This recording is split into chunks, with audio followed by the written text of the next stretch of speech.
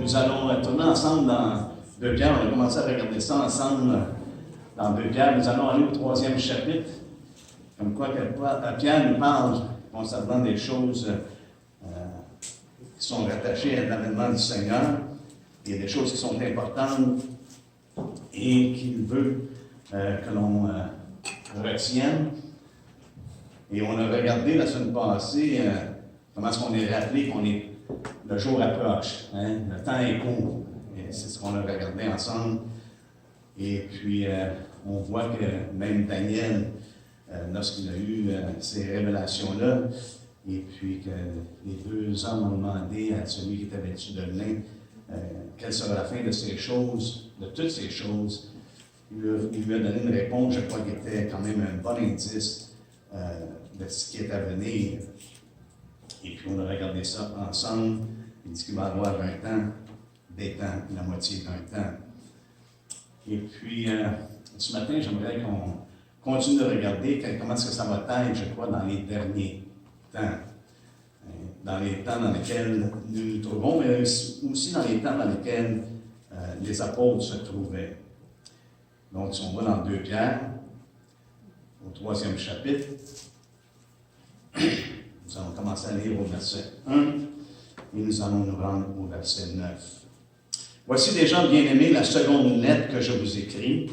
Dans l'une et dans l'autre, je cherche à éveiller par des avertissements votre saine intelligence, afin que vous vous souveniez des choses annoncées d'avance par les saints prophètes et du commandement du Seigneur et Sauveur enseigné par vos apôtres. Sachez avant tout que dans les derniers jours, il viendra des moqueurs avec leur raillerie. Et marchant selon leur propre convoitise, ils disent où est la promesse de son avènement? Car depuis que les pères sont morts, tout demeure comme dès le commencement de la création. Ils veulent ignorer en effet que des cieux existèrent autrefois par la parole de Dieu, ainsi qu'une terre tirée de l'eau et formée au moyen de l'eau, et que par ces choses le monde d'alors périt submergé par l'eau. Mais par la même parole, les cieux et la terre qu'à présent sont gardés et réservés pour le feu, pour le jour du jugement et de la ruine des hommes impies. Mais il y a une chose, bien-aimée, que vous ne devez pas ignorer. C'est que devant le Seigneur, un jour est comme 1000 ans, et 1000 ans comme un jour. Le Seigneur ne tarde pas dans l'accomplissement de la promesse, comme quelques-uns le croient, mais il use de patience envers vous, ne voulant pas qu'aucun périsse, mais voulant que tous arrivent à la repentance. Amen. Père, on te remercie encore une fois pour ta parole. On sait, Seigneur Dieu, que c'est toi qui l'as inspiré. Ton esprit a poussé des hommes afin qu'ils écrivent ces choses et qu'on en soit instruit. Et c'est une parole, Seigneur Dieu, qui est, comme nous l'avons appris, elle est éternelle, elle ne change pas. Et notre foi, Seigneur Dieu, vient d'elle. C'est qu'on te remercie ce matin. Et on te prie que ton esprit, encore une fois, soit à l'œuvre pour l'écrire dans nos cœurs, parce qu'on ne veut pas l'oublier, mais on veut être de ceux qui le mettent en pratique de jour en jour. On te rend grâce au nom de Jésus. Amen. Amen. Et ce matin, j'aimerais qu'on regarde quelques paroles que Pierre nous dit dans ce passage-là, justement qui fait relation à la venue du Seigneur, à l'avènement du Seigneur. Mais il y a des choses auparavant, avant de regarder ce qu'il mentionne, que je crois qu'il est important qu'on prenne le temps de considérer les paroles qu'il utilise. Il y a des choses dans la parole de Dieu, lorsque je les regarde et que je les médite, ça vient vraiment me chercher. Et j'espère d'être en mesure de communiquer comment est-ce que ça vient me chercher pour que ça vienne vous chercher également, afin que vous puissiez vraiment recevoir, je crois, la pensée de l'Esprit à travers l'apôtre Pierre. Ça nous dit ici, Pierre nous dit de se rappeler, il cherche à nous éveiller. On a regardé ça ensemble. Et puis, il prend des choses annoncées d'avance par les saints prophètes et du commandement du Seigneur. Et ça, pour moi, ça attire mon attention parce que ça nous parle de l'autorité finale. Oui, les prophètes ont annoncé certaines choses, mais Christ est l'autorité finale sur ces sujets-là, sur ces choses-là. Les choses que Dieu parle dans les derniers temps, il nous a parlé par le Fils, et ça met un son d'autorité sur tout ce que Christ dit, et sur la parole qu'il nous a révélée. Ça met son autorité là-dessus. Et ici, Pierre nous dit que cette autorité-là a été communiquée à travers les apôtres. Ce que Christ a révélé, les apôtres l'ont communiqué. Et ça doit amener notre attention, frères et sœurs. C'est le commandement du Seigneur. Et comme il nous l'a dit dans son premier chapitre, 2 Pierre 1, et qu'on a vu ensemble, ce n'est pas en suivant des fables habilement conçus. Fait qu'il y a une réalité que Pierre ici met en lumière. Il y a une réalité qu'il y a l'autorité de Christ, mais il y a des choses qui sont imaginées par les hommes. Il y a des histoires qui circulent, des fables qui sont habilement conçues. Ça veut dire que ça nous amène à voir certaines choses que non pas Christ a révélées, mais que les hommes veulent qu'on voit. On voit ça souvent dans les sectes, n'est-ce pas? On voit ça avec les Mormons, on voit ça avec les témoins de Jéhovah, et on voit ça dans plusieurs groupes.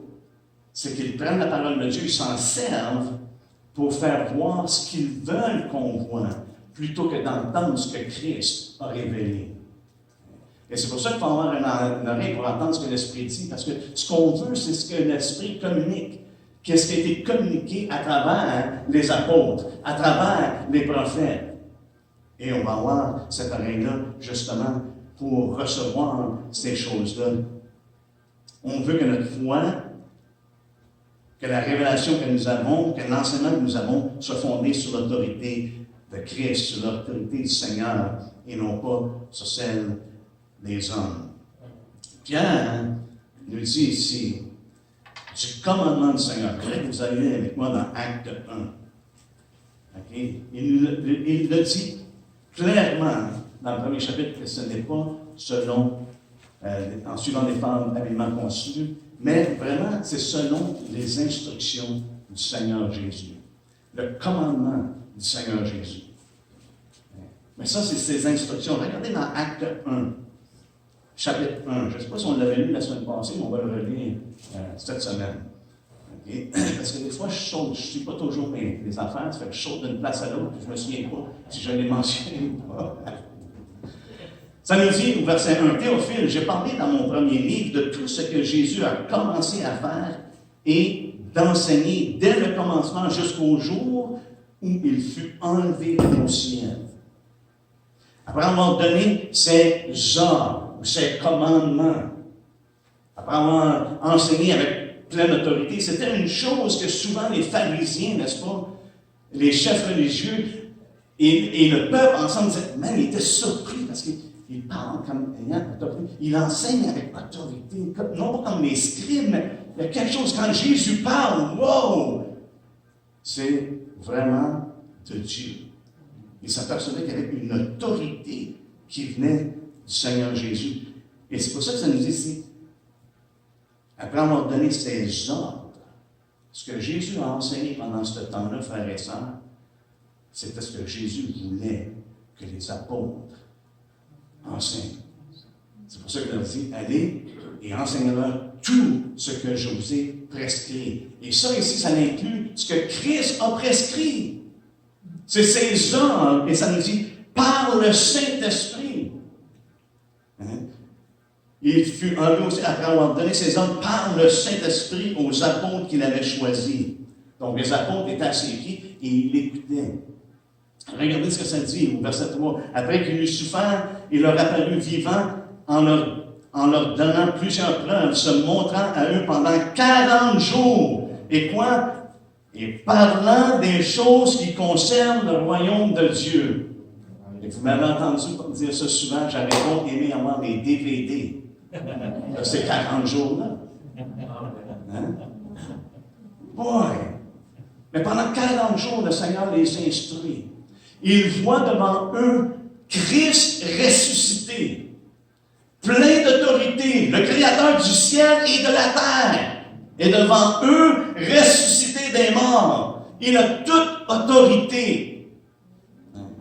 Il leur a dit, Toute autorité m'a été donnée. Allez. Donc, ils sont là, ils écoutent ce que Jésus a dit. Et il parle des choses concernant le royaume, frère et soeur, ça l'inclut.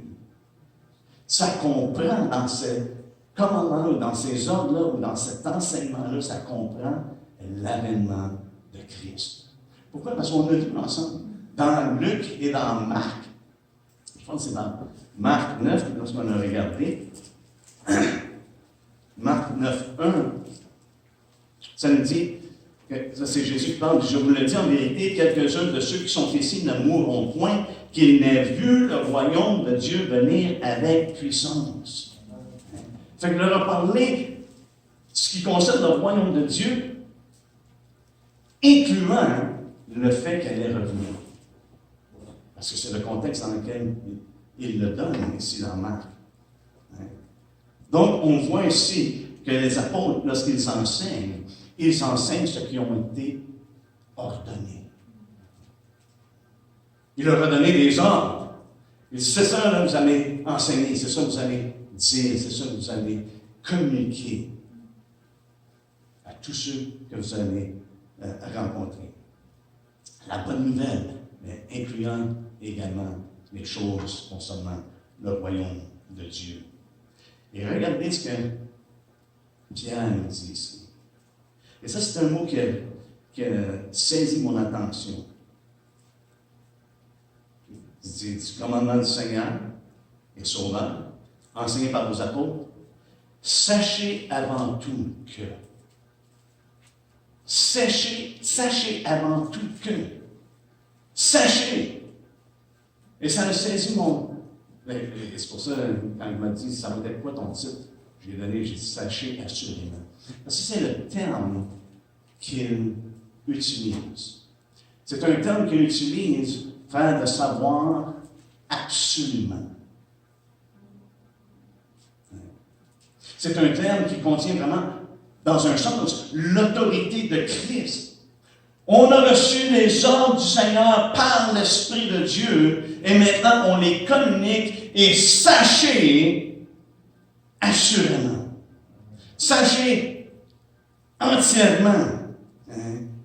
Sachez-le absolument. Ce que je communiquais, c'est absolu. C'est la vérité. Il y a juste la vérité qui est absolue. Et c'est ce que Pierre, ici, veut attirer notre attention. Et la première chose qu'il mentionne, ce n'est pas « Ah, voici comment le Seigneur va revenir. Voici à quel temps le Seigneur va revenir. » Non. Il mentionne des choses. Et Pierre n'était pas le seul qui faisait référence justement aux apôtres. Qui disait de porter attention à ce que les apôtres disaient. Jude a parlé de la même chose. Souvenez-vous des choses annoncées d'avance par les apôtres de notre Seigneur Jésus-Christ. On voit ici que les auteurs que Dieu a utilisés pour écrire la Sainte Parole ont la même ligne de pensée, parce que c'est le même esprit. Souvenez-vous de ce que les apôtres ont dit. Vous n'avez pas besoin de vous souvenir de ce que je dis, mais souvenez-vous de la parole de Dieu. Souvenez-vous ce que Dieu enseigne, ce qu'il a communiqué clairement. Et je me suis fait une note, j'ai écrit, il est donc notre devoir de considérer les prophètes à la lumière de la révélation de Christ et non pas Christ à la lueur des prophètes. Autrement dit, lorsque je regarde dans la parole de Dieu, Christ est mon autorité ultime et les prophètes, oui, ils ont annoncé des choses, mais souvent c'est une lueur, c'est pas tout à fait clair, on ne comprend pas exactement. Puis on a vu ça dans les semaines passées, que Christ est celui qui met la lumière sur ces choses-là. Cette lueur-là devient une lumière à la lumière de Christ, parce que c'est lui qui nous donne l'interprétation, c'est lui qui nous donne la connaissance de ces choses-là. Donc, il est important de nous de considérer les prophètes. Oui, Pierre nous dit ici, hey, entendez ce que les prophètes ont annoncé. Mais le commandement de Christ, c'est ce qui supersède ces choses-là. Les prophètes n'ont pas toujours compris les choses qu'ils prophétisaient, n'est-ce pas?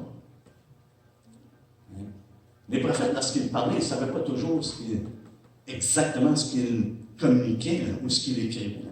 Même Pierre en fait référence, que l'Esprit de Christ est en eux, il parle de choses, des choses à venir, et puis il désirait de comprendre ces choses-là. On voit la même chose avec Daniel. Hein? Daniel, tout ce qu'il a écrit, il n'a pas toujours compris. Même il nous le dit au 12e chapitre, il dit « J'entendis, mais je ne compris pas. » Mais il l'a écrit pareil. Hein? Dieu s'est servi de lui pareil. J'entendis, mais je ne compris pas, et je dis, mon Seigneur, quelle sera l'issue de ces choses? Les apôtres ou les prophètes ont écrit pourquoi? Parce qu'ils étaient poussés par l'Esprit. C'est ce qui fait toute la différence. Pas parce qu'ils comprennent. Pensez-vous que Jean a tout compris, l'Apocalypse, lorsqu'il écrivait ces choses-là? Pensez-vous qu'il y avait toute la compréhension de toutes ces choses-là? Le temps et les significations de tout ça? Non! Mais il les écrit parce que la révélation qu'il avait reçue, il écrit ces choses. Et il les a écrits. Qu'ils comprennent ou qu'ils ne comprennent pas, ce n'était pas l'important. C'est la révélation qu'il avait reçue par l'Esprit de Dieu, communiquée par les anges, et même à un moment donné par le Seigneur lui-même. Okay? Il y a une chose qu'on doit se rappeler. Lorsqu'on approche un sujet comme l'avènement du Seigneur, Christ est l'autorité finale et ultime concernant son propre événement. Hein? Pour son avènement. Hein? Il a parlé clairement de son avènement. Lorsqu'il parle de son avènement, c'est clair. Il y a des choses qui sont devenues, c'est clair ce que Jésus dit. On doit avoir des oreilles pour entendre ce qu'il dit. Et c'est là que Pierre, je trouve ce qui est intéressant, il dit, sachez avant tout que pour mener à l'avènement du Seigneur, il va parler de certaines choses auparavant. Sachez absolument. Okay? Et ce qu'il parle, c'est que dans les derniers jours, la condition spirituelle qui va marquer les derniers jours, c'est ce que Pierre commence son message avec. Quel va être le climat, on pourrait dire, le climat spirituel qui va marquer la génération dans les derniers jours dont il parle? Il se croit dans les derniers jours. Pierre a prêché comme si le Seigneur revenait dans son temps. Et jusqu'au temps que le Seigneur lui montre qu'il ne sera pas là. Le Seigneur lui a montré, il dit, ton départ va être de telle façon. OK. Il même croyait, il prêchait comme si le Seigneur revenait. Et je crois qu'il est important de prêcher dans chaque génération comme le Seigneur revient.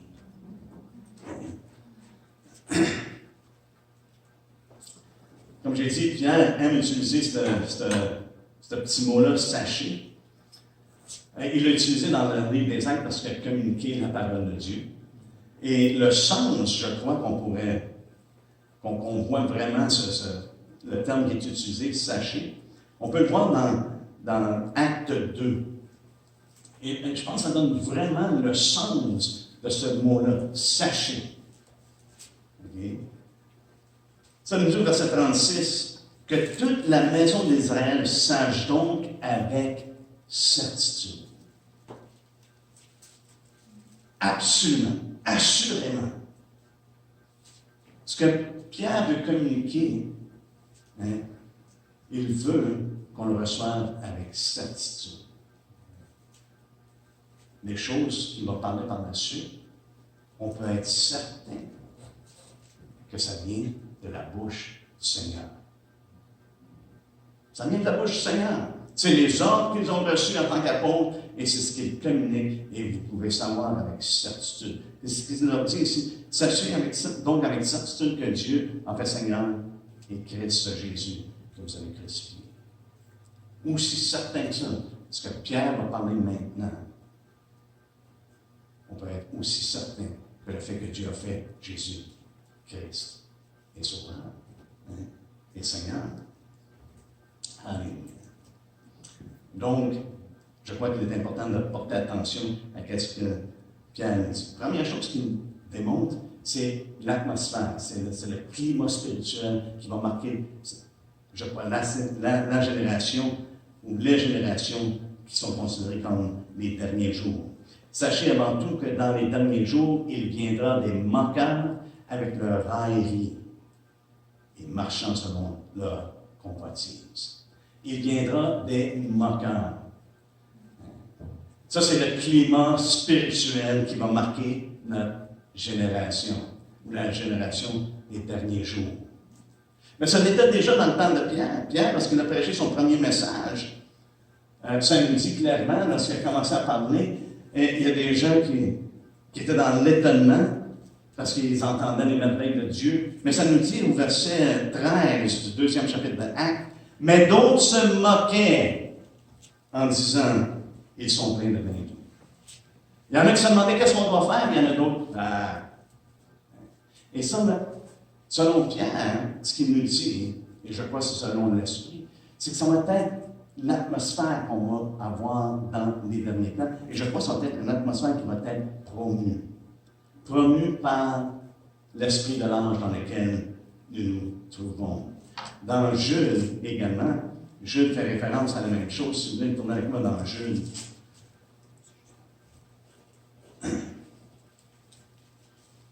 Ça nous dit au verset 17. « Mais vous, bien-aimés, souvenez-vous des choses annoncées d'avance par les apôtres de notre Seigneur Jésus-Christ. Il vous disait que dans les derniers temps, il y aurait quoi? Des moqueurs. Il y aurait des moqueurs marchant selon leur convoitise, le même langage que Pierre.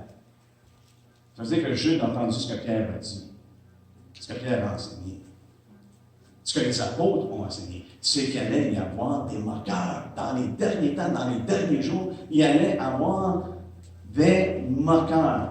Et je crois que c'est un indice, c'est vraiment, on doit voir ce que, je crois que Pierre essaie de nous communiquer ici. Hein? Ça va caractériser notre génération de moqueurs. Tu l'as avec moi dans Proverbe 21. Proverbe 21. Le moqueur est caractérisé par l'orgueil, par l'arrogance. Dans Proverbe 21-24, ça nous dit l'orgueilleux, le hautain s'appelle comment? Un moqueur.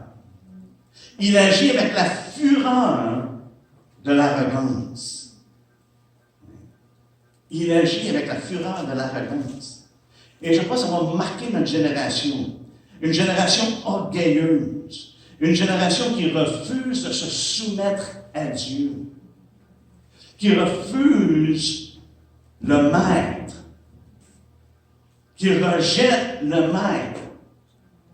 Ça va être une génération qui va se glorifier tout en méprisant Dieu lui-même. Et qui vont tourner en dérision ou être complètement indifférents des choses de Dieu. Qui vont même les tourner en plaisanterie. Je pense que c'est pas mal une plaisanterie quand ils disent ils sont pleins de vaincus.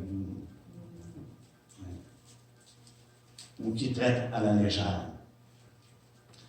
Et je pense que lorsqu'on considère ce qui se passe dans notre génération, ce qui se passe autour de nous, on voit de plus en plus que l'esprit antéchrist, et je crois que c'est l'esprit d'antéchrist qui est à l'œuvre, qui fait en sorte que les hommes deviennent de plus en plus moqueurs. Pourquoi? Satan, dans son orgueil, s'est élevé, n'est-ce pas? Il s'est élevé. Et qu'est-ce qu'il a fait? Il a méprisé Dieu.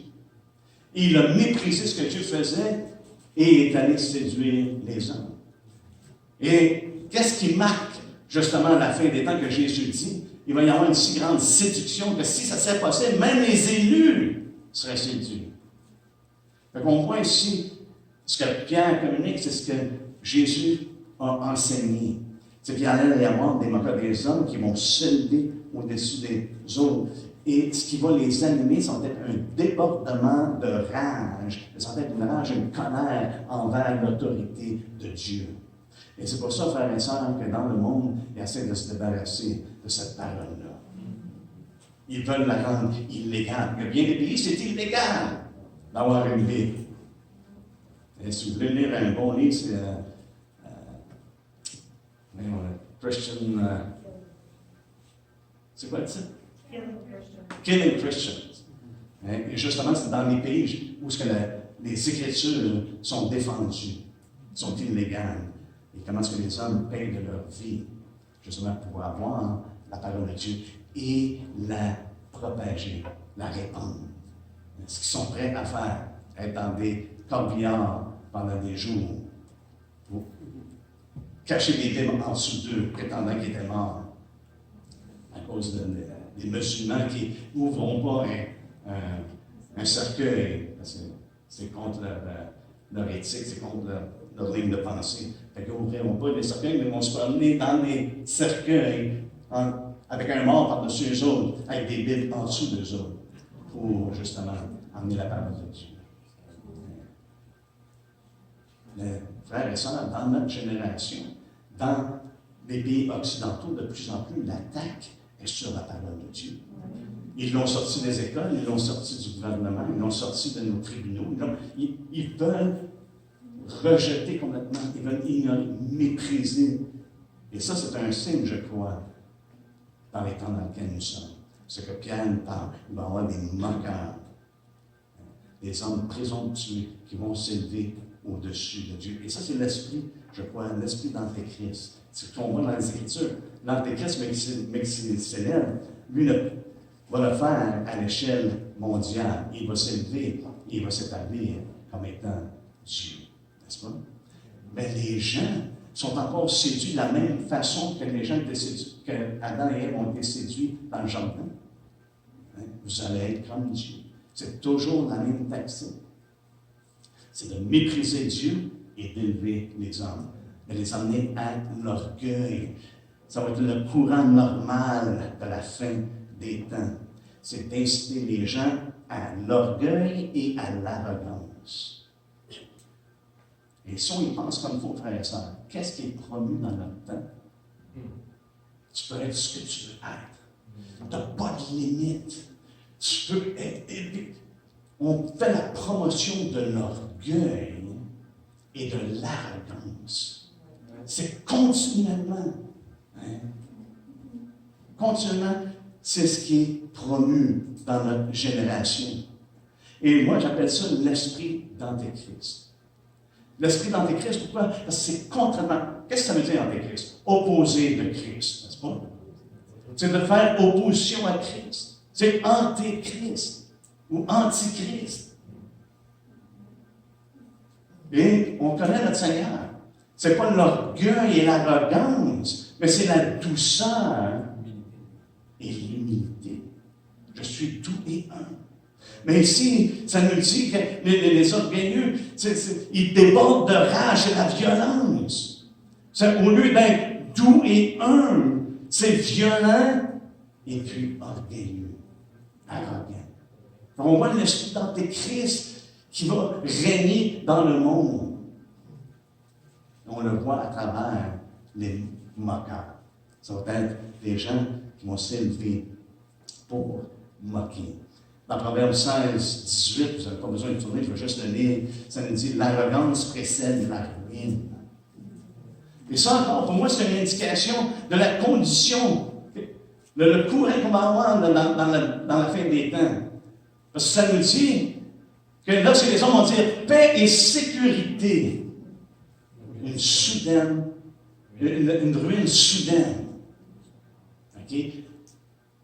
L'arrogance précède la ruine. Ça veut dire que l'atmosphère, avant que les hommes viennent à la ruine, l'arrogance va régner. Je crois que ça va être vraiment l'atmosphère qu'on va ressentir. Et l'orgueil précède la chute. Regardez ça dit dans Proverbe 18, 12, ça nous dit « Avant la ruine, le cœur de l'homme s'élève. » Avant la ruine, le cœur de l'homme s'élève. Et c'est ce qu'on voit de plus en plus. Les hommes s'élèvent. Le cœur de l'homme s'élève. Un cœur corrompu qui s'élève, c'est tragique. Et la fin, c'est la ruine. Avant la ruine. Donc, avant ce temps-là, et c'est pour ça que les hommes vont être en mesure de dire paix et sûreté. On a atteint ce qu'on cherchait, ce qu'on désirait. Leur cœur va être élevé. On a réussi. C'est quasiment comme la tour de Babel, n'est-ce pas? On va se faire une tour, on va monter au ciel. C'est l'attitude, je crois, qui va régner dans ces derniers jours, dans ces derniers temps. complètement contraire à l'Esprit de Christ, qui nous mène à marcher dans la douceur. Comme on a vu le jour du Seigneur approche, que votre douceur soit connue de tous les hommes. Qu'on marche dans l'humilité. Devant les hommes, devant Dieu, devant les hommes et les hommes. Pas une fausse humilité qui ne reconnaît pas la grâce de Dieu, les dons de Dieu. Des fois, ça m'agace comme ça. Ah non, c'est pas vrai. Non, si le Seigneur t'a béni et t'a gracié avec des dons, reconnaître, rendre grâce au Seigneur. Merci Seigneur. On n'est pas appelé à marcher dans une fausse humilité. Le Seigneur n'a pas marché dans une fausse humilité. Il lui disait lui-même, je suis le Fils de Dieu. Le Fils de l'homme. Il parlait de la vérité, mais il ne s'enlevait pas d'orgueil. On doit également marcher dans l'humilité. Le Seigneur vous a béni avec des talents, remerciez-le et marchez dans ces talents-là et mettez, c'est Pierre encore une fois, dans 1 Pierre 4.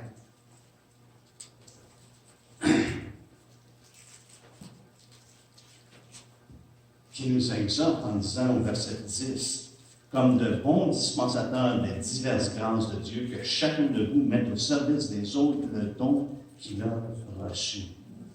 Le Seigneur ne nous a pas donné des dons juste pour qu'on s'aime. Il nous a donné des dons qui soient mis au service des autres, afin qu'on soit encouragés, édifiés les uns par les autres, qu'on soit même aiguisés à le faire, aiguise le faire. Des fois, on a besoin de ça un petit peu, des fois, on devient dol. Maintenant, tu prends un couteau, tu mets ça sur la main, des flamèches. Bon, après ça, le couteau, là, il coupe.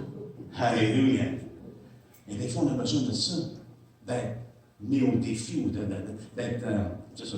au défi, j'imagine, au challenge.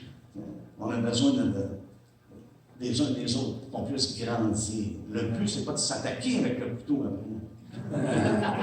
C'est de s'en servir pour le bien des autres. Alléluia. On a une épée à double tranchant. On l'aiguise bien, mais c'est contre l'ennemi. On a un ennemi, on a un adversaire. C'est contre lui qu'on doit s'en servir. Alléluia.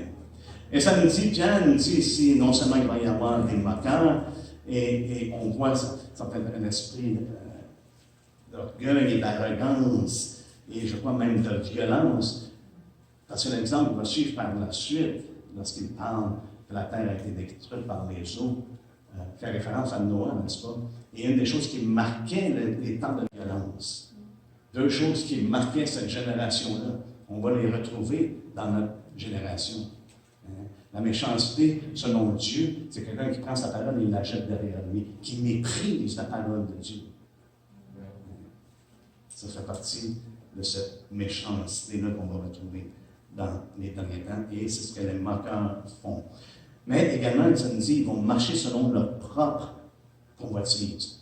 Ça ne dit pas seulement convoitise, mais leur propre convoitise. Pourquoi mettre le mot propre convoitise? Autrement dit, c'est qu'ils vont marcher selon leur propre imagination. Ils vont marcher selon leur propre standard. Ils vont faire leur propre affaire. Autrement dit, c'est leur propre désir.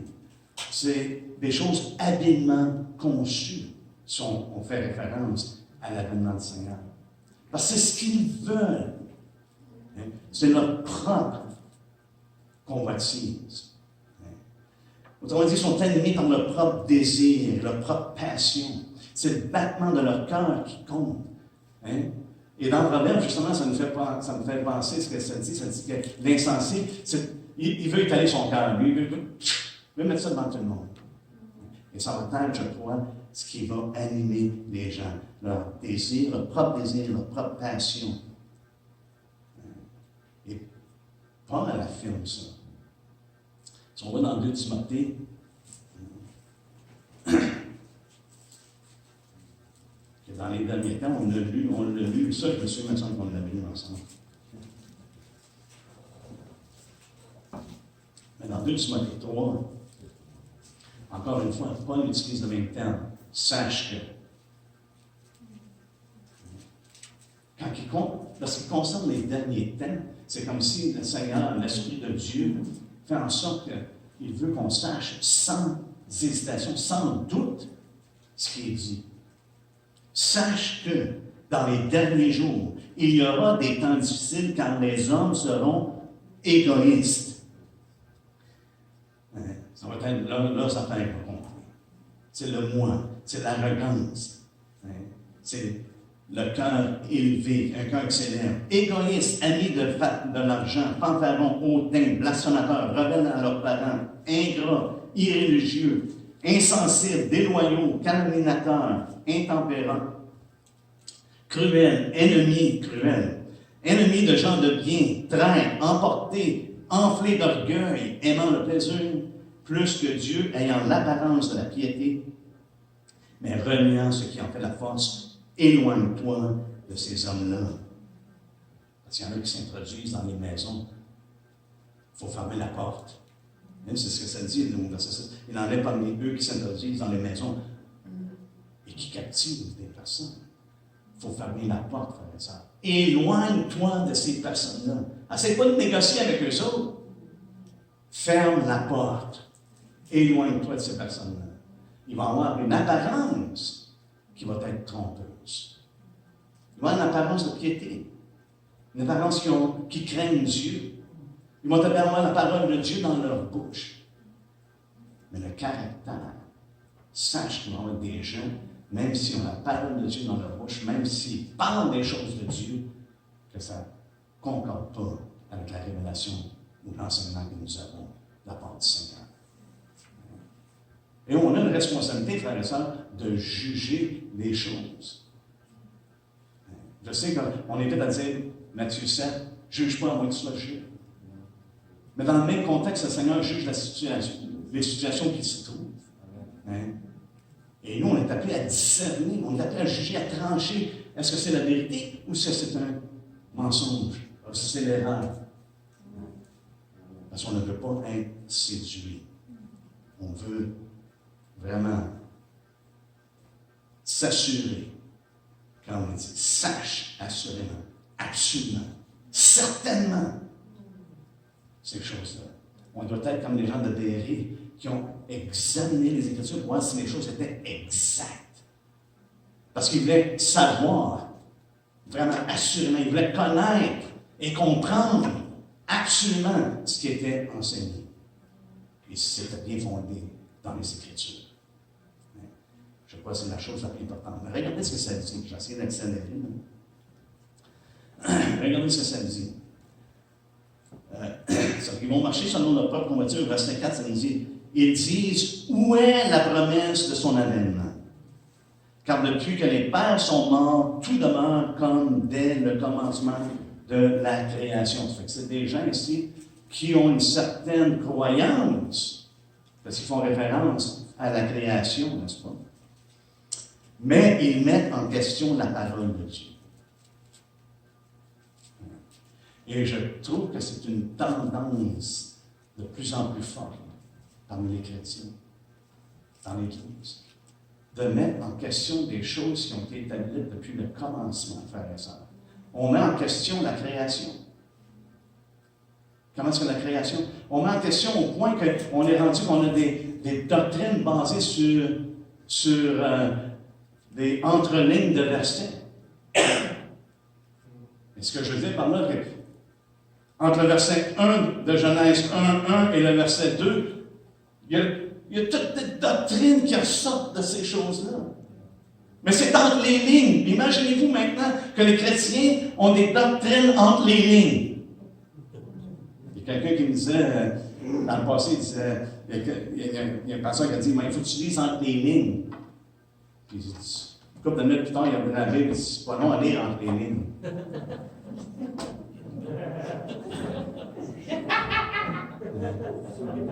La Bible n'est pas longue à lire entre les lignes. Il n'y a rien à lire. Mais c'est la réalité, frère et sœurs. C'est ce qui se passe en ce moment, c'est qu'il y a des personnes. Il y a toute une théorie de la pré-adamique création entre le verset 1 et le verset 2. Et mettre en question la parole de Dieu. Où est la promesse de Samuel? Tout est pareil depuis le commencement de la création. Il n'y a rien qui a changé. Pour ma part, je dis, ouais, j'ai assez de lire les lignes, que je n'ai pas besoin de difficulté entre les lignes. Mais même cette doctrine, lorsqu'on commence à méditer ces choses-là, parce que je lisais quelque chose par rapport à ça, et puis je commençais à méditer là-dessus, ça vient directement, et c'est pour ça que pour moi c'est l'esprit de l'Antéchrist, parce que ça vient directement à l'opposé de Christ. Cette théorie-là, en versets 1 et 2, est à l'opposé de ce que Christ enseigne. Parce que si on va dans Genèse 1, ça dit « Au commencement, Dieu créa les cieux et la terre ». Tu vois, ça c'est le premier verset. Là, apparemment, il y avait quoi entre le verset 1 et 2 qui avait la pré-adamique génération. Satan était là-dedans, c'est lui qui était le maître du royaume. Je ne sais pas où il prennent ça, mais il a cherché des versets quelque part dans les prophètes. Et c'est là que je dis, on doit interpréter les Écritures à la lumière de Christ et non pas à la lumière des prophètes. Parce que lorsque Christ parle du commencement, savez-vous de ce qu'il parle? Il parle au commencement, Dieu créa l'homme et la femme. Pas ce qui se passe entre versets 1 et 2. Parce que si Jésus fait référence à ça, c'est le commencement. Puis il y a un commencement au verset 1, mais là, il y aurait un autre commencement par la suite, c'est plus le commencement. Mais Jésus fait référence au commencement que c'est bien avec Adam et Ève. C'est la création que l'on connaît aujourd'hui, et Dieu l'a créé en 7 jours, en 6 jours. Il se repose le 7e jour. Amen. Pour ma part, si Jésus dit, c'est comme ça s'est passé, ça règle la question. Je n'ai même pas besoin de me préoccuper par tout ça. Au contraire, j'ai besoin de m'éloigner et de fermer la porte. Pourquoi? Parce que ce n'est pas l'Esprit de Dieu, c'est un esprit d'erreur qui s'infiltre. Et c'est ce que Pierre, justement, nous a parlé au 2e chapitre. Il y a des gens qui s'infiltrent au sein de l'Église, même qui festoient avec vous dans vos agapés. Hein? C'est ce qu'il nous dit au 2e chapitre, n'est-ce pas? Ça nous dit des hommes taris et souillés, ils se délectent dans leur tromperie en faisant bonne chère avec vous. Et Jude mentionne justement, c'est dans les agapés qui se présentent, hein, et qui festivent. Ils sont là. Il faut faire attention. Lorsqu'une personne met en doute la parole de Dieu ou questionne la parole de Dieu, frère et sœur, on doit faire attention. Les prophètes, justement, nous en parlent. Jérémie nous en parle. Lorsqu'il parle de la part du Seigneur, il dit, voici, ils me disent, où est la parole de l'Éternel? Les gens demandaient, où est la parole de l'Éternel? Qu'elle s'accomplisse donc. Et c'est exactement ce qu'ils disent ici. Parce que c'est ce que Pierre lui fait part. Où est la promesse de son avènement? Nous avons dit, qu'elle s'accomplisse donc. C'est le même esprit qui est à l'œuvre dans le temps d'Ézéchiel ou de Jérémie, parce que les deux en font référence, que ce n'est dans le temps de Pierre et dans le temps aujourd'hui. Hein? Et on voit ici l'esprit moqueur. Hein? Il se joue de Dieu et traite sa promesse en bagatelle. Ah, où est la promesse? Où est l'accomplissement de sa promesse? Parce que Dieu semble tabler pour eux. Jérémie dit, il renie l'Éternel. Et c'est des choses que l'on voit, des gens qui renient l'Éternel. Pourquoi? Parce qu'ils renient sa parole. Ils mettent en doute sa parole. Il y a des gens, frères et sœurs, qui ne croient pas que la parole que nous avons, elle a l'autorité qu'elle avait dans le passé, à cause des traductions. Et puis, je l'ai mentionné souvent, j'ai des personnes qui m'ont dit à maintes reprises, ah, mais ça, c'est écrit par des hommes. Puis je suis d'accord, je dis, c'est vrai, c'est écrit par des hommes qui ont été poussés par l'Esprit de Dieu. C'est simple que ça. Voyez-vous, je pense que c'est important pour nous de croire. Et si Dieu nous a donné cette parole-là, et les gens disent, mais c'est dans l'original qui est vraiment. Pensez-vous que Dieu n'était pas capable de veiller sur la traduction de sa parole? Si je ne peux pas avoir confiance à à 100% la parole de Dieu. Oui, il y a des petites variances, il y a des fois en comparant une version avec une autre, mais dans l'ensemble, frères et sœurs, il n'y a rien à douter. Nous avons la parole de Dieu. Et on voit ici une des réflexions qu'il va y avoir, ça peut être une réflexion cynique. Il n'y a rien qui a changé depuis le début. C'est du pareil au même. C'est toujours la même chose. Regarde dans l'entour, c'est tout le temps la même chose. Ces personnes-là n'ont aucun sens du plan divin. Ils n'ont aucune vraiment une raison d'être. Parce que pour eux, tout demeure comme tel commencement. Ils voient que c'est un cercle. Hein? On fait le tour de la même montagne continuellement. Au lieu de voir que le plan, les desseins éternels de Dieu sont en train de s'accomplir. Ils se sont accomplis dès le début de la création, à la venue de Christ. Et elles vont s'accomplir jusqu'à son retour. Lorsqu'il revient. Lorsqu'il va revenir. Hein? Pour eux, il n'y a rien qui... Tout est né qu'une tête. Hein? Ça me fait penser à l'Ecclésiaste, dans son découragement, qui dit « Il n'y a rien de nouveau sous le soleil. Hein? » Tout est poursuivi tout à l'heure. Mais nous savons que Dieu est en train d'accomplir ce qu'il a annoncé. Sa parole ne retournera pas sans avoir effectué ce pourquoi il l'envoie. Alléluia. On voit au verset 5 également une autre chose que Pierre nous fait voir, c'est qu'ils ont une ignorance qui est obstinée, n'est-ce pas? Il dit ils veulent ignorer. C'est pas qu'ils sont ignorants. C'est pas des personnes intelligentes. Même, c'est peut-être au contraire, ils sont peut-être même beaucoup plus intelligents que je peux dire. Même énormément plus intelligents, ça ne parle pas grand-chose. Hein? Mais ici, ça nous dit que ça révèle leur cœur. Ils veulent ignorer. Hein? Ils veulent ignorer, en effet, que des cieux existent. Qu'est-ce qu'ils veulent ignorer? C'est ultimement, c'est la parole de Dieu. C'est la révélation que Dieu nous a donnée. C'est pour ça qu'il y en a qui disent, le déluge n'était pas mondial, c'était local. C'est l'esprit qui anime. Ils veulent ignorer en effet que des cieux existèrent autrefois par la parole de Dieu, ainsi qu'une terre tirée de l'eau est formée au moyen de l'eau. Et que par ces choses, le monde alors périt, submergé par l'eau. J'ai l'impression que Pierre croyait que c'était le monde qui a péri. Tel que la parole de Dieu nous dit. Il n'a pas mis ça en question. Hein? Et c'est intéressant qu'il ait utilisé le même exemple que Jésus. Il dit, ça va être comme dans le temps de Noé. Hein?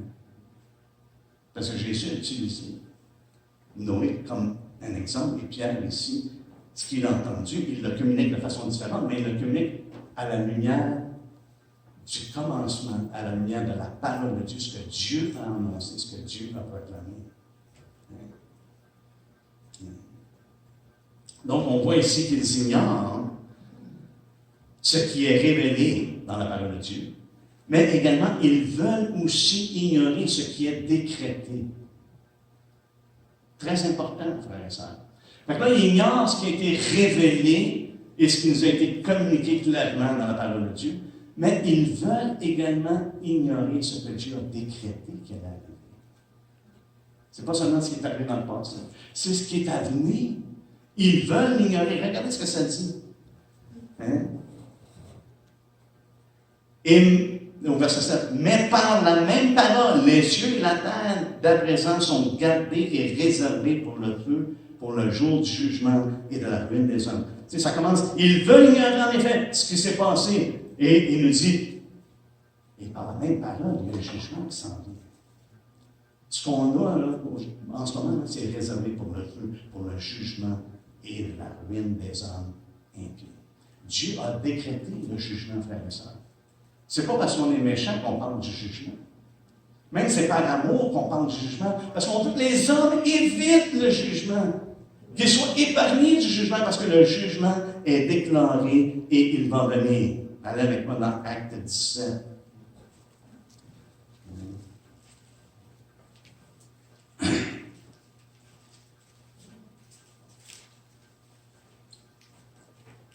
Regardez ce que ça dit au verset 30. Dieu, sans tenir compte des temps d'ignorance, et eux, ils veulent ignorer, annonce maintenant à tous les hommes, en tout lieu, qu'ils ont à se repentir, parce qu'il a fixé un jour où il jugera le monde selon la justice par l'homme qu'il a désigné, ce dont il a donné à tous une preuve certaine en le ressuscitant des morts. C'est ce que Dieu a décrété. Il va y avoir un jugement qui s'en vient. Au verset 32, lorsqu'ils entendirent parler de la résurrection des morts, les uns se moquèrent et les autres dirent, nous t'entendrons là-dessus une autre fois. Ils veulent ignorer. Ils l'ont vu dans le temps des apôtres et on le voit de plus en plus. Combien de gens veulent ignorer ce que Dieu a révélé, ce qu'il nous a communiqué à travers sa parole et ce qu'il a décrété qu'il allait s'en venir, qui s'en vient. Et c'est triste. Et c'est pour ça que je pense que Pierre utilise ce terme-là, sachez. Sachez avant tout que dans les derniers jours. C'est comme ça. Il y a une certitude. C'est quelque chose qui est absolu. Vous devez savoir ces choses-là, les comprendre, les connaître. C'est ce qui est important. De voir qu'est-ce qui va se passer dans les derniers temps, l'atmosphère, l'attitude, le courant dans lequel le monde va se trouver. Et c'est pour ça qu'il dit par la même parole. Comme c'est arrivé dans le passé, on a la preuve du déluge. Comme Dieu l'a déclaré, il dit par la même parole. Par la même parole. Les cieux et la terre, d'à présent, sont gardés et réservés pour le feu, pour le jour du jugement et de la ruine des hommes. Il faut arrêter ça là. Parce qu'en prochain, on va regarder par contre au cœur de Dieu et après ça, on va voir ce que Pierre nous dit spécifiquement par rapport à l'avènement du Seigneur. On va regarder ça ensemble. Si on peut se lever, s'il vous plaît, ensemble.